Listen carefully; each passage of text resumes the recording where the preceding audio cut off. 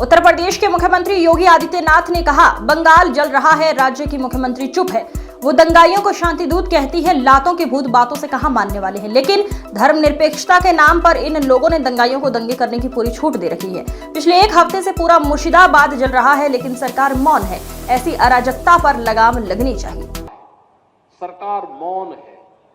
बहनों और भाइयों, इस प्रकार की अराजकता पे लगाम लगनी चाहिए और मैं धन्यवाद दूंगा इस बात के लिए वहां की माननीय न्यायालय को, जिन्होंने वहां पर केंद्रीय बलों की तैनाती करके वहां के अल्पसंख्यक हिंदुओं की सुरक्षा की व्यवस्था करने के लिए कदम उठाया है और आज केंद्रीय बल वहां पर तैनात है। आपने वहां की पीड़ा सुनी होगी।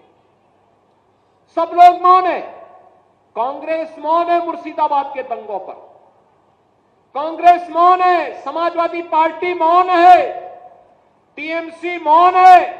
वे धमकी पे धमकी दिए जा रहे हैं, समर्थन कर रहे हैं। बांग्लादेश के अंदर जो हुआ था उसका समर्थन कर रहे हैं बड़ी बेशर्मी के साथ। अगर उन्हें बांग्लादेश अच्छा लगता है तो उनको बांग्लादेश ही जाना चाहिए। क्यों भारत की धरती पर बोझा बने हुए हो? क्यों भारत की धरती पे बोझा बने हुए हो? हम आभारी हैं प्रधानमंत्री मोदी जी के और गृह मंत्री अमित शाह जी के, जिन्होंने वक्फ संशोधन अधिनियम को पारित करके गरीबों की जमीनों पर, सार्वजनिक जमीनों पर पड़ने वाली डकैती पर लगाम लगाने का काम इस अधिनियम, संशोधन अधिनियम के माध्यम से पारित किया है। अब ये जमीन जो वापस आएगी, बहनों और भाइयों, इसमें हॉस्पिटल बनेंगे, इनमें गरीबों के लिए मकान बनेंगे, हाई राइज बिल्डिंग बनेगी, यहां पर स्कूल बनेंगे, विश्वविद्यालय बनेंगे, निवेश के लिए लैंड बैंक बनेगा। लेकिन किसी को जमीन पर कब्जा करके गुंडागिर्दी करने की छूट अब नहीं मिलेगी।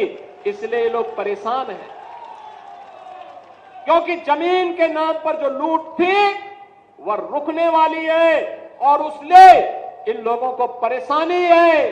परेशानी इस बात को लेकर के कि अब गुर्गे खाली हो जाएंगे। तो पहले जो जनता को लूटते थे, इनको अब भय है कि इनके द्वारा पाले गए गुर्गे कहीं भस्मासुर हुए तो कहीं अब इन्हीं को न लूटने लग जाएं।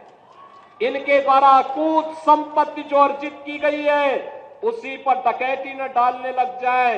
इसलिए उस भय के कारण ये वक्फ के नाम पर जनता को बेवकूफ बनाने का काम कर